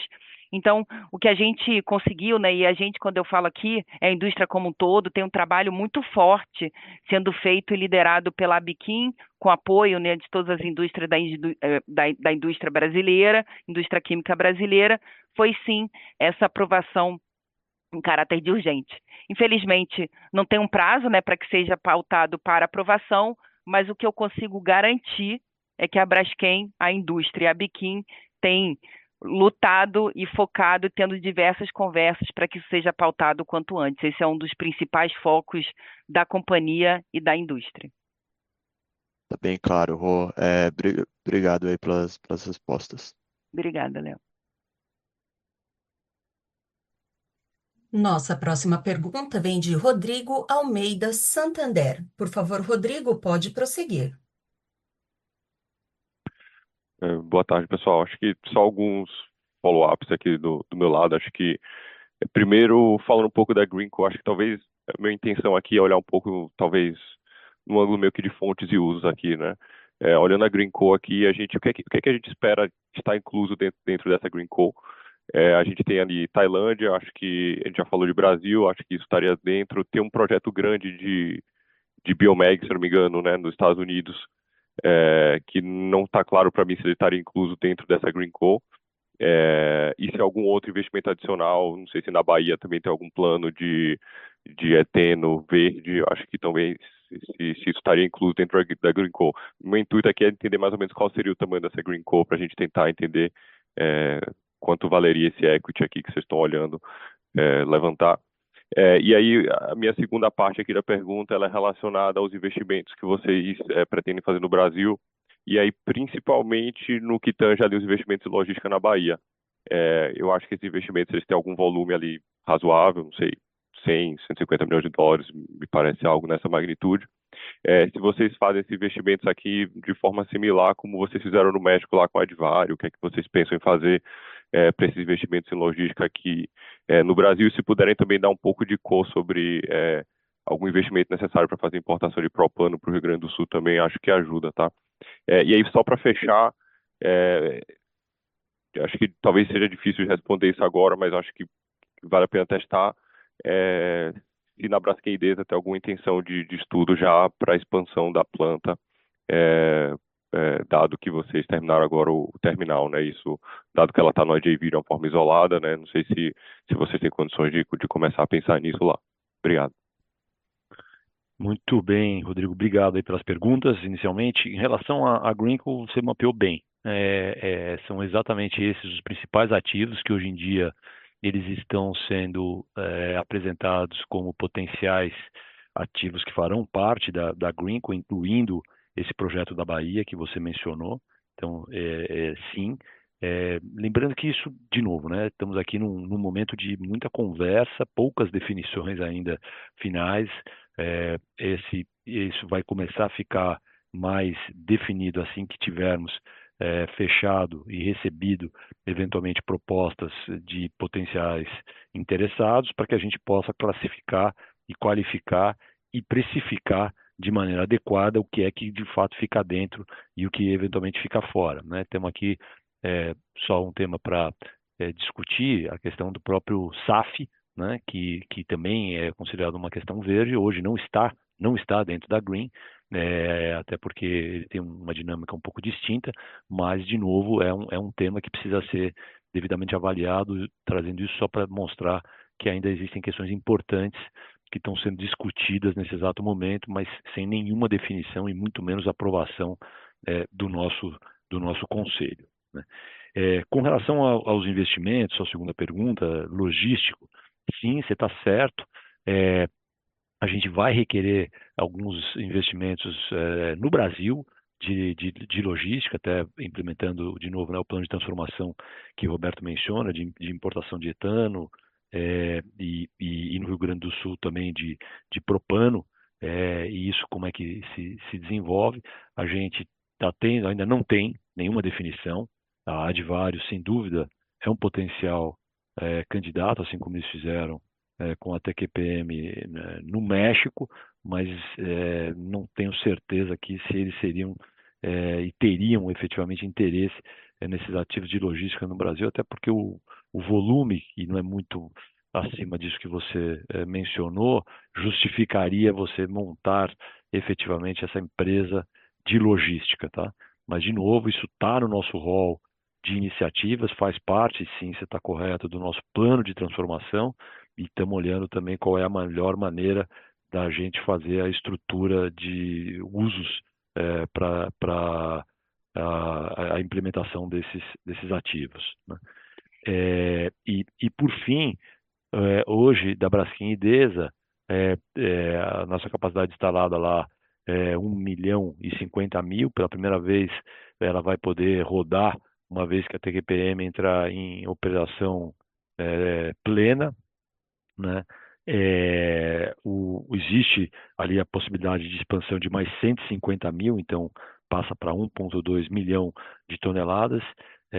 Isso ele é conversado, não há nesse exato momento uma definição em relação ao timing ideal para fazer essa expansão. Eu diria que uma vez a planta rodando na sua capacidade total, e todas essas questões que discutimos aqui durante essa manhã toda, sobre a questão de mercados petroquímicos globais, e spreads, e volumes, e todas as questões exógenas em relação a não só a Braskem, né, mas toda a indústria petroquímica, para que essa decisão possa vir a ser tomada, e eu diria que isso não está em um estágio ainda pronto de trazer uma resposta mais definitiva de quando é que isso vai ser feito.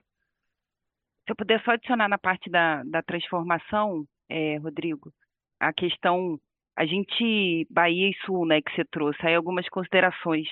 A Bahia hoje ela já é flexível, né, ela já tem essa flexibilidade. Ali em 2017, você tem até razão, né? O investimento foi na ordem de 100 milhões de dólares.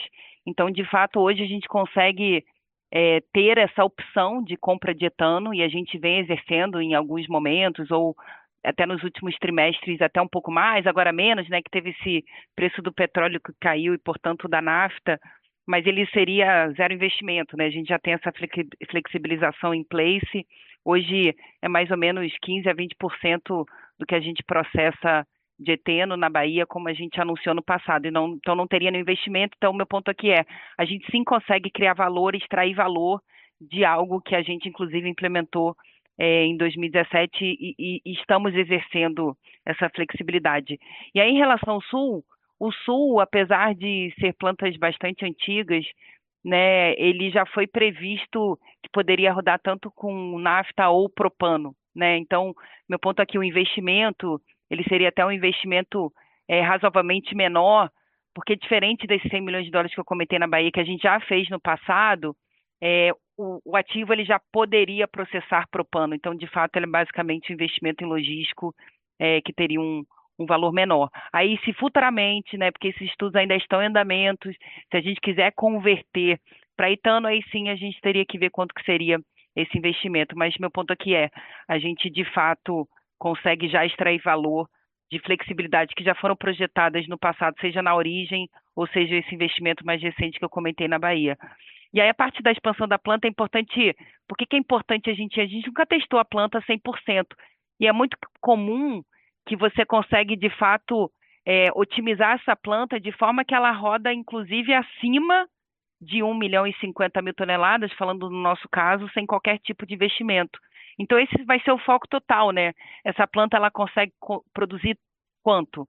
Até porque o próprio terminal de importação, ele já prevê uma capacidade de importação de 80 mil barris por dia, que é bem superior do que a gente precisa para rodar a planta hoje na capacidade dual 100%. Então, qualquer tipo de expansão vai ser uma conversa futura, até por conta da necessidade de capital, né? A gente trouxe aqui no call de resultados toda a questão exógena do México, seja do spread, seja do fornecimento instável, né, de produto mexicano. Então, o foco total é, de fato, rodar essa planta, ver se a gente consegue otimizar sem CAPEX e buscar uma melhora da liquidez da Braskem Deus.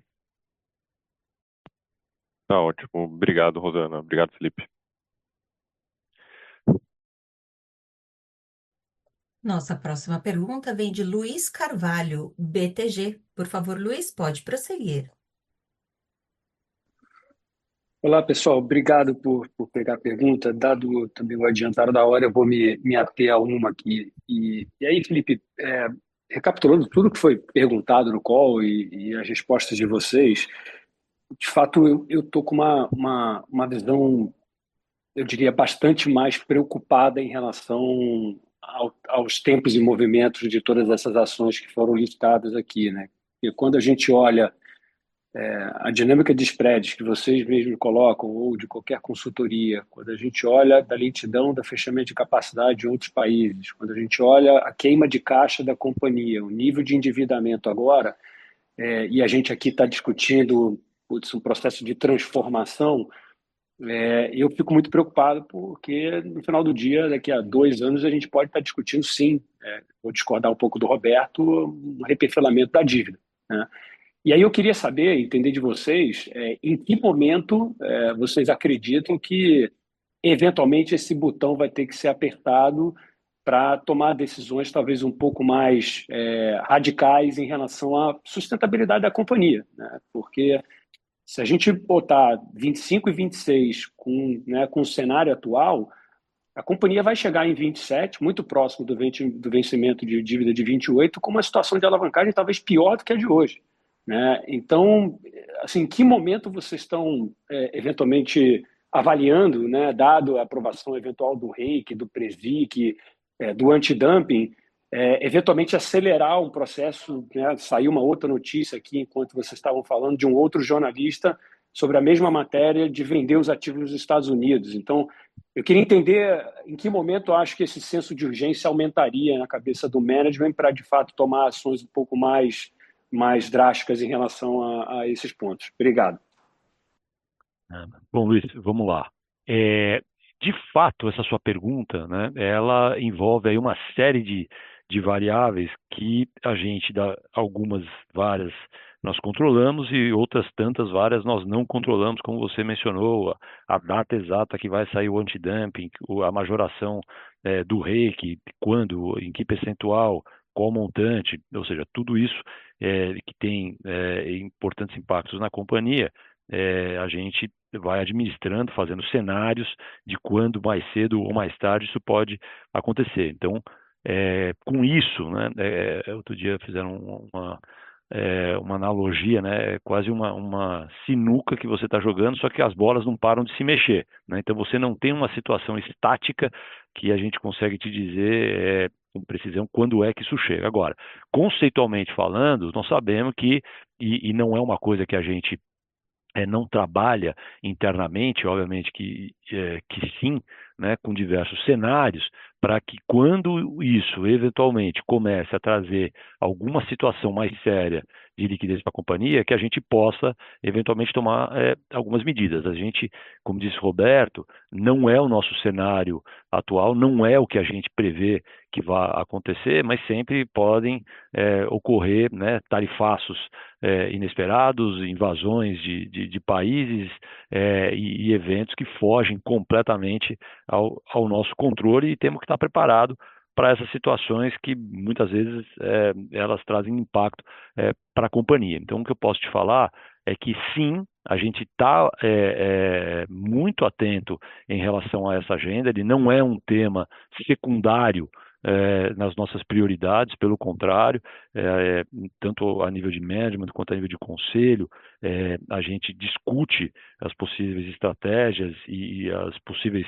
medidas a serem implementadas para o endereçamento de eventuais situações que venham a chegar, várias delas aqui a gente conversou durante esse call, né, para serem efetivamente implementadas, né? Essa questão de novo, né, acabei de ver que você falou aqui num repórter, né, que acabou de publicar com relação a isso, de novo, isso corrobora o que falamos mais cedo, né, de que nós estamos, e até o que eu estou te afirmando agora, né, nós estamos sim olhando essa agenda, tomando as devidas medidas, mas o que é muito importante é sempre dar um passo atrás para ver a questão do conceito, né? Nós temos uma bússola, eu diria, que é o nosso plano de transformação. Volto a mais uma vez falar, aprovado pelo Conselho de Administração, por todos os nossos representantes ali presentes, testado com inúmeros stakeholders, entre eles, né, os nossos financiadores bancários e vocês e empresas de consultoria e bondholders e demais stakeholders e que confirmam que esse é o caminho que a companhia deveria traçar sem nada a acrescentar e sem nada a retirar daquilo que está sendo perseguido, que trazem medidas de liquidez e de valorização econômica de curtíssimo, curto prazo, curto, médio prazo e médio e longo prazo, né? Então a gente está muito focado nessa agenda, aquilo que tiver a possibilidade de eventual liquidez durante esse período, como você bem comentou, né, 27 até 28, que é quando a gente começa, inclusive, a ter os resultados de maneira substancial, porque outros resultados já começam a acontecer, aliás, estão acontecendo. Nesse exato momento, temos essa agenda de transformação, de realocação de algumas plantas menos eficientes, de mudança da matéria-prima, da obtenção da forma de matéria-prima, e com isso parando o cash burn que você tinha até então para passar a ser cash positive, e isso está acontecendo nesse exato momento, né? Tem essas medidas mais de médio a longo prazo, começando a gerar esse resultado. Enquanto isso vai acontecendo, a gente vai implementando essas outras medidas, né?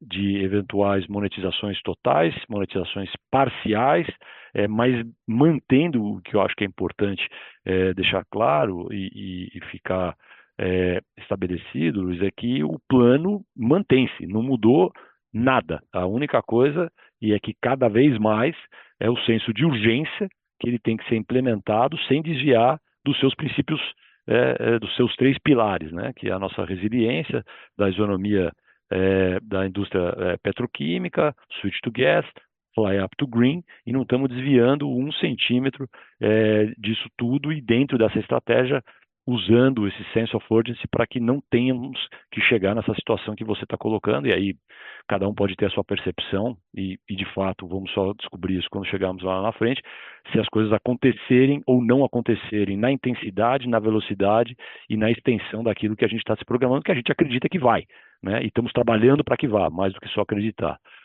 Agora, você está certo, pode eventualmente ter que ter a aceleração de alguma medida extra dentro do plano de transformação, para que não nos desviemos dele, em relação à não materialização de algum desses eventos que você corretamente aí também descreveu. Tá certo, super claro. É que só quanto mais próximo, numa situação mais, vamos dizer assim, desfavorável, a companhia fica para uma eventual negociação, mas tá muito claro. Obrigado, Felipe. Obrigado a você, Luiz. Nossa próxima pergunta vem de Conrado Wegner, Safra. Por favor, Conrado, pode prosseguir.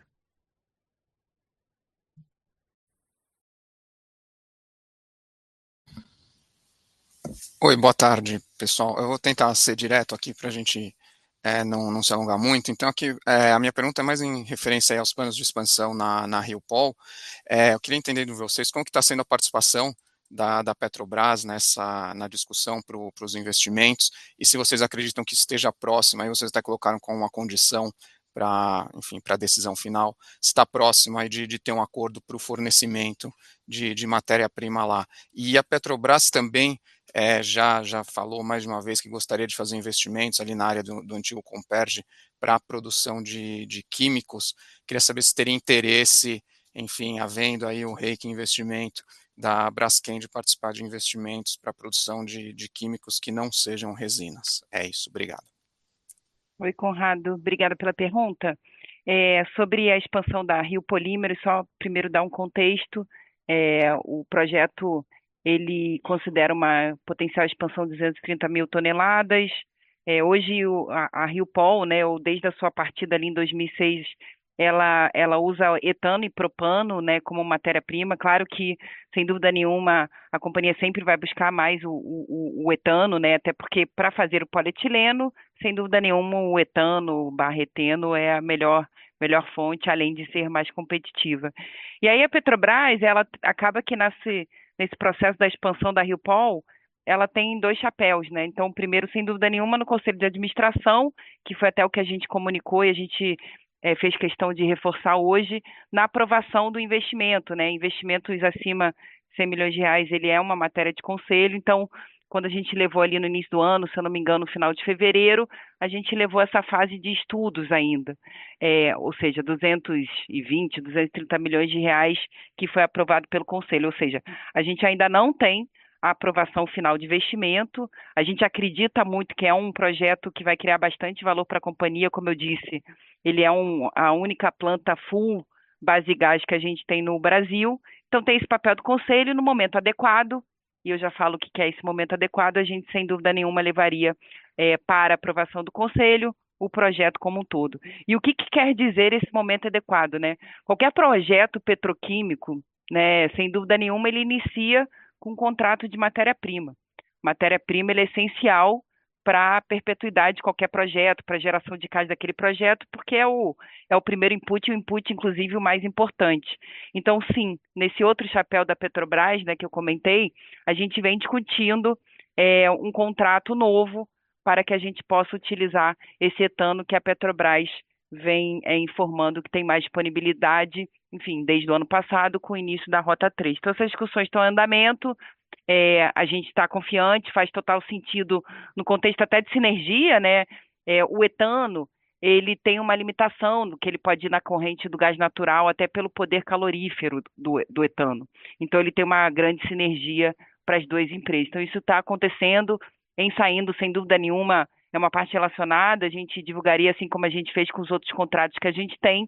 A gente tem alguns contratos com a Petrobras hoje, o próprio contrato atual da Rio Polímeros é com a Petrobras, contratos de nafta, Inclusive, esse é um ano importante, né? Porque a gente não só está discutindo esse novo contrato, que vai ser importante para a implementação da estratégia de transformação, mas a renovação dos contratos que a gente fechou ali entre 20 e 21, 5 anos, então a gente está nesse momento também.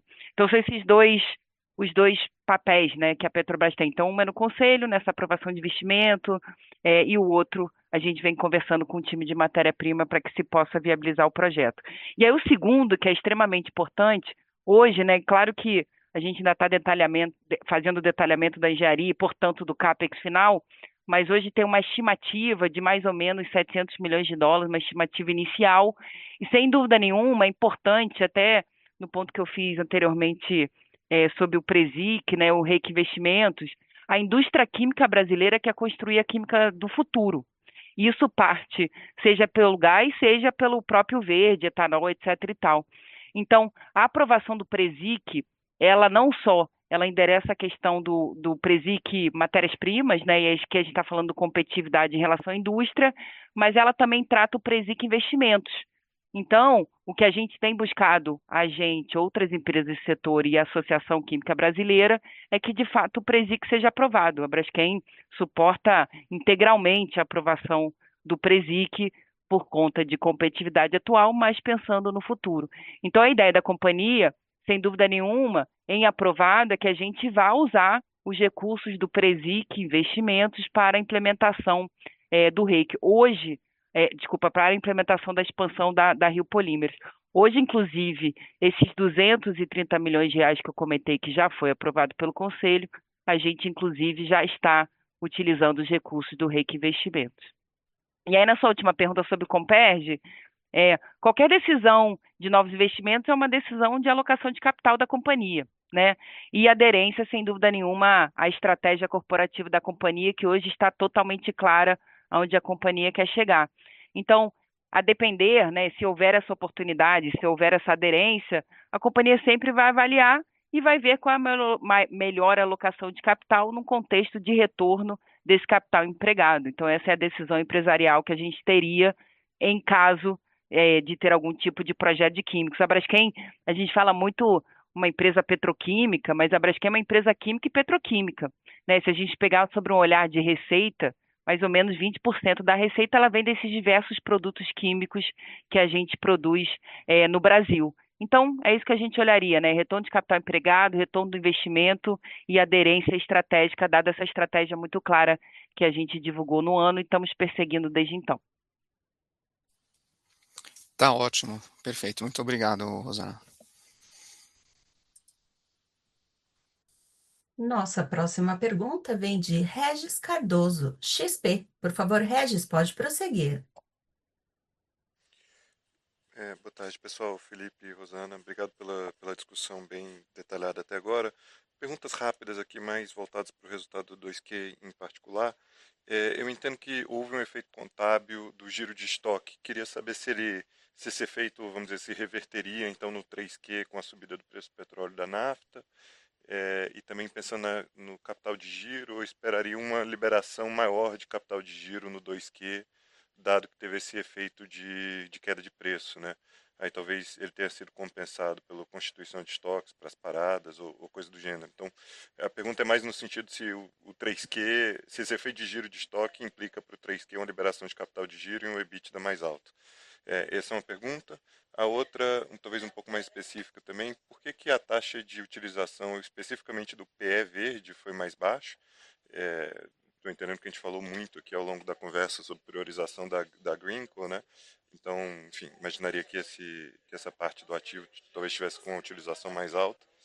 E se me permitir uma terceira, rápida, eliminação do EBITDA no consolidado, foi um número bem negativo no TRI, eu não sei se teve alguma coisa, vamos dizer, que seja importante a gente entender, pensando na dinâmica para os próximos períodos. Obrigado.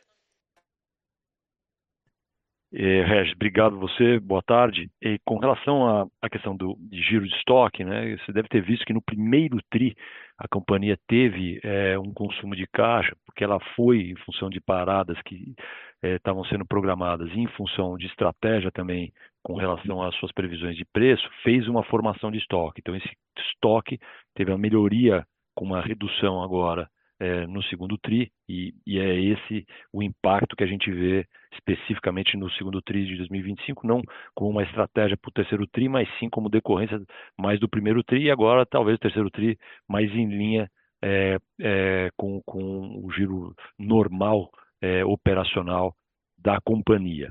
Tá?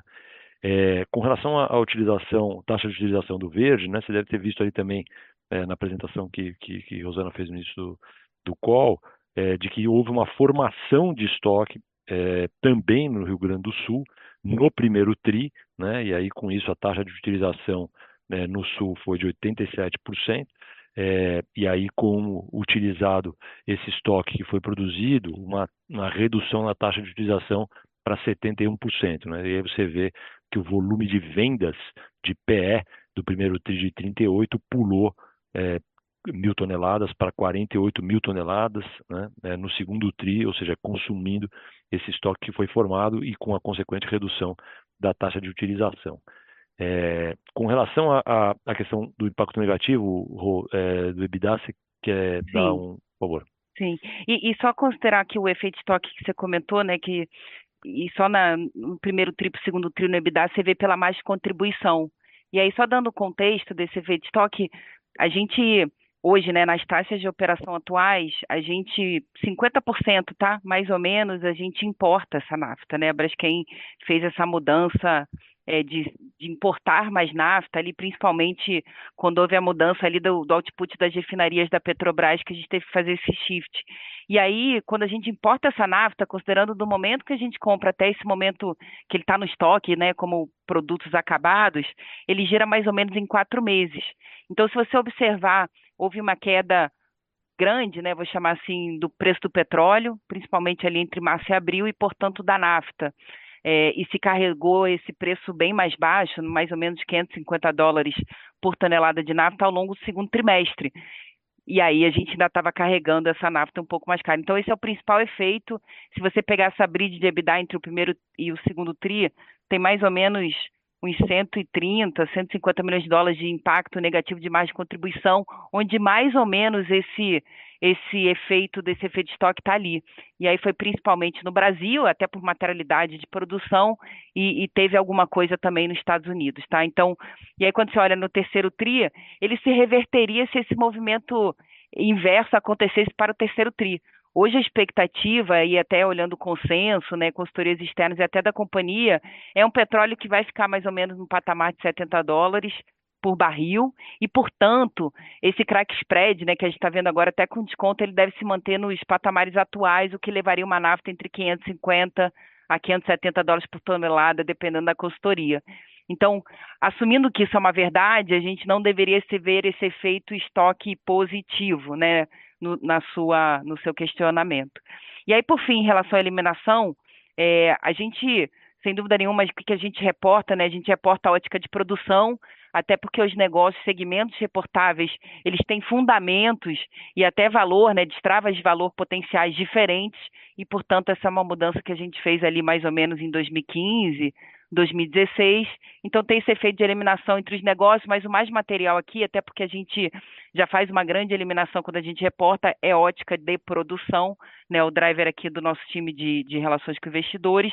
A gente tem aqui um movimento contábil, né, que é da CPC 47, que é aquele faturamento que ele aconteceu, mas ainda não entregou no cliente, então tem uma eliminação importante nesse sentido. E o outro efeito que a gente tentou explicar ao longo do release nos negócios, a gente teve mudanças, né, na estrutura organizacional da companhia, e aí todo o custo fixo, né, da unidade corporativa, ela fica ali depois que eu estou reportando os negócios, né, os EBITDAs de segmentos, por função dessa mudança na estrutura organizacional da companhia, teve mais ou menos uns $14 milhões que de fato foi uma mudança de conta, digamos assim. E aí, se você olha até historicamente, né, pegando ali o valuation book, ela varia, né, sem dúvida nenhuma, mas se você olhar numa visão de módulo, até ela está até em linha do que tem sido os trimestres, né? Houve um trabalho muito grande, inclusive, em função dessa ótica de produção, que essa linha de eliminação seja o menor possível, né, para não carregar uma série de ajustes gerenciais. Perfeito, super detalhado. Obrigado. Obrigada, Regi. Encerramos neste momento a sessão de perguntas e respostas. A videoconferência da Braskem está encerrada.